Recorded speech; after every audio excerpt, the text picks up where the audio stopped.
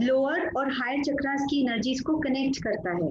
जो ईड़ा पिंगला का जो फ्लो नीचे से ऊपर की तरफ जाता है, उसको उस फ्लो को हमने एक्टिवेट किया, जो हमने कल मेडिटेशन किया था। So journey start from root.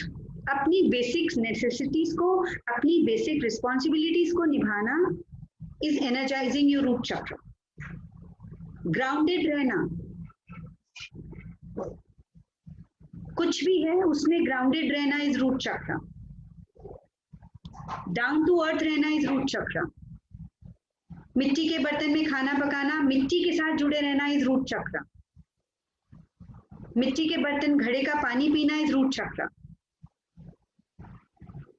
ठीक है, लाल रंग इमेजिन करके रूट चक्र पे मेडिटेशन करना इज नॉट रूट चक्र, उससे एनर्जाइज नहीं होगा।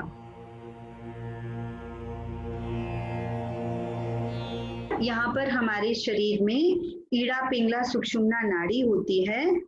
Can you see this picture? और ये हार्ट के पास इसका एक क्रॉस होता है नाड़ियों का। 3 नाड़ियां आकर वहां पर क्रॉस होती हैं, वहीं पर है हार्ट चक्र। और जब ये क्या करती है, ये एज क्रिएट करती हैं। जो ईड़ा पिंगला सुषुम्ना नाड़ी का फ्लो है, हार्ट टू पहले रूट जाता है नीचे तक, फिर नीचे से ऊपर आके ये हमारे क्राउन पे जाता है, क्राउन से फिर से हार्ट पे आता है। सो ये जंक्शन है एनर्जीज का, पावर सेंटर है एनर्जीज का हार्ट चक्र।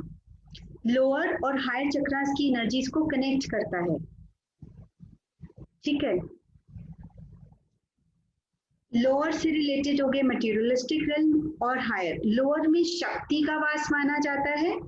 शक्ति इज द फीमेल एनर्जी, जिसको हम दुर्गा, इस तरह से शक्ति। और हायर चक्रास में शिवा का वास माना जाता है। We also call them yin yang energies. ठीक है, लोअर और इनका ही, और पूरा Shiva Shakti, these are bipolar force. Shiva और शक्ति की ऊर्जाओं से मिलकर ही एक ह्यूमन लाइफ की क्रिएशन होती है। सो आप ही के अंदर वो है। लाइक वी अगर साइंटिफिकली देखें तो हर इंसान के अंदर मेल फीमेल दोनों एनर्जीज हैं, बट मेल में मेल एनर्जीज यांग एनर्जीज प्रोमिनेंट है, फीमेल में यिंग एनर्जीज प्रोमिनेंट है। एक ही तो सिंगल क्रोमोसोम का डिफरेंस होता है, सेक्सुअल जेंडर जिससे डिसाइड होता है, राइट? सो हर इंसान में अर्धनारीश्वर है, यानी कि एक इंसान में शक्ति भी है और शिवा भी है। शक्ति क्या है? आपकी पावर, आपका एक्शन, आपकी डिजायर्स। अगर शक्ति नहीं है तो शक्ति के बिना कुछ शिवा नहीं हेल्प कर सकते। सो इसीलिए हम मोस्टली अगर कोई दुर्गा या किसी गॉडेस को प्रे करता है तो साथ में अगर ओम चैंटिंग ऐड करता है, तो यानी कि आपने एक ही साथ अपने लोअर और हायर चक्रास पे काम करना शुरू किया।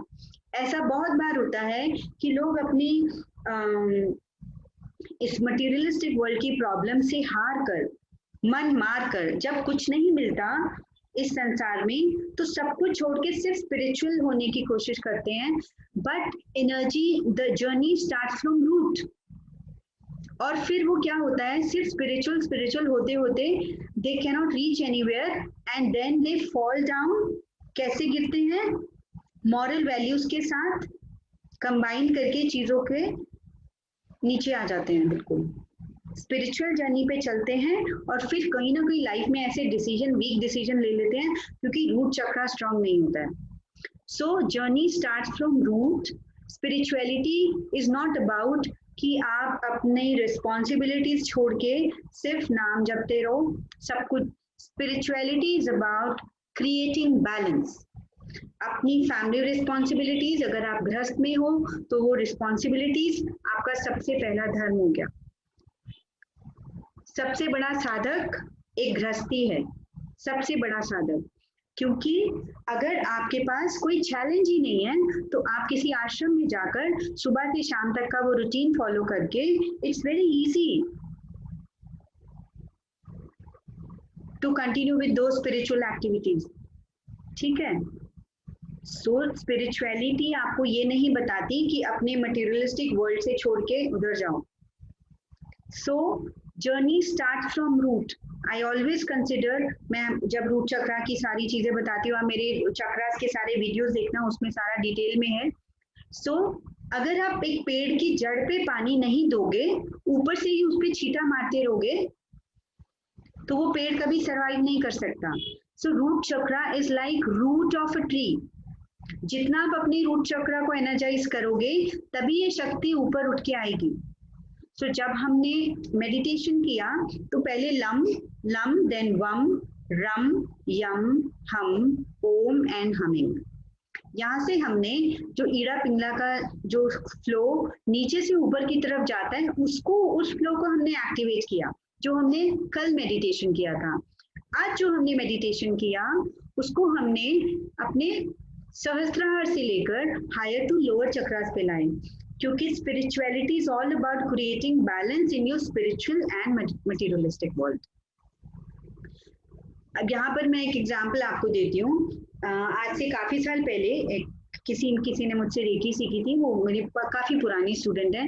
तो जब सीखा था, तो 2-3 साल के बाद वो अपनी किसी फ्रेंड को लाई एंड शी सेड कि वो बहुत मेडिटेशन करती हैं, दिन में 3 से 4 घंटे मेडिटेट करती हैं, still she is in depression, और उनको डिप्रेशन है।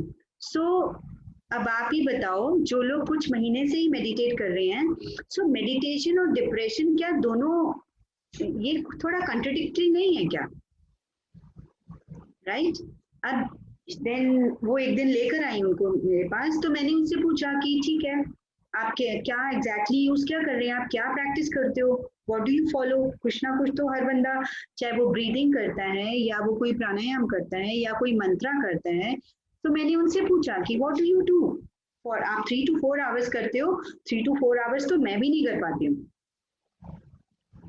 3 to 4 आवर्स मैंने भी कभी मेडिटेट नहीं किया है। तो आई वॉज रियली क्यूरियस। तो शायद यही एक रीजन था कि जब उन्होंने बताया कि 3-4 घंटे मेडिटेशन भी करती हैं और डिप्रेशन भी है, सो ये कॉन्ट्रडिक्टरी है बिल्कुल। फिर मैंने, जब वो आई तो बहुत डिटेल में हमारी बात हुई थी, मैं आपको ब्रीफ में बता रही हूँ। मैंने उनसे उनका रूटीन पूछा, कितने बजे करती हैं, किस टाइम पे करती हैं और क्या करती हैं। ठीक है, उन्होंने बताया कि ऐसे ऐसे मैं नाम लिया हुआ है, मैं नाम लेती हूँ, और मैं एक मेडिटेशन भी है वो भी फॉलो करती हूँ। तो ठीक है, टाइम क्या है आपके मेडिटेशन करने का? तो शी सेज कि मैं सुबह 8 बजे बैठ जाती हूँ, 10 बजे तक करती हूँ, और शाम को भी 6-7 बजे बैठ जाती हूँ, 8-9 बजे, 6 से 8 ऐसे करती हूँ। मैंने कहा ओके, फैमिली में कौन कौन है? फैमिली में हस्बैंड है, बेटा है। बेटा क्या करता है? बेटा कॉलेज गोइंग है। अच्छा, तो बेटा कितने बजे जाता है? वो जाता है 7-8 बजे उठ के, और मैं सुबह उठ के मेडिटेशन कर रही होती हूँ। मैंने कहा तो हु सर्व्स हिम, तो वो मतलब आपका क्या रूटीन है? कहते हैं, तो उस सारे रूटीन में ये पता चला कि वो हस्बैंड और बेटे को ब्रेकफास्ट सर्व नहीं कर रही हैं। बेटा अपने आप ब्रेड बटर चाय लेके, दूध लेके खुद चला जाता है। हस्बैंड इवनिंग में आते हैं तो अपनी चाय खुद बना लेते हैं, और जो दोपहर में ये खाना बनाती है वो रात को सर्व होता है, सब अपने आप डालते हैं, खाते हैं। अब आप ये बताइए कि ये क्या है?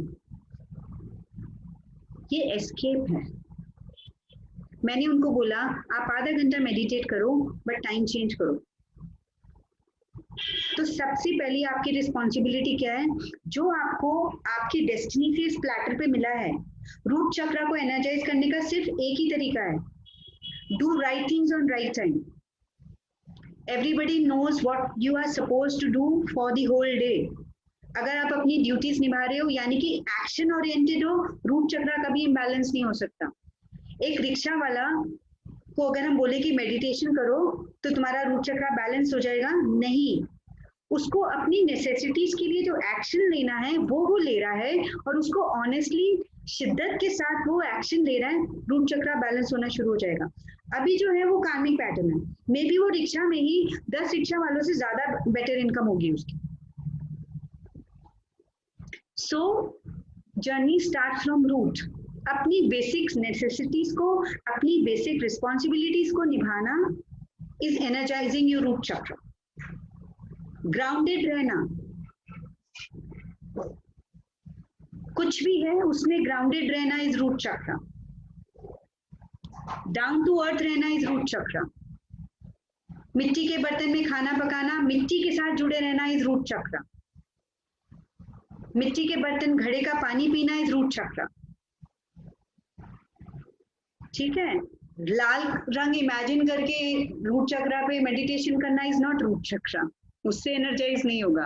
आपके कार्मिक पैटर्न से जितना एनर्जाइज हो जाएगा उससे 50% ही होगा। मेडिटेशन इज ओके, मेडिटेशन आपको बैलेंस कर रही है आपकी एनर्जीज को, so that you are able to do right thing on right time. और जब आप अपनी ड्यूटी कर लेते हो, you become peaceful, that is related to your sacral. आप अपना बेस्ट दे रहे हो अपनी फैमिली के लिए, अपने ऑफिस में, अपने काम में, जब वो आपने अपना बेस्ट दे दिया, आपने एक्शन ले लिया, you will be peaceful at the end.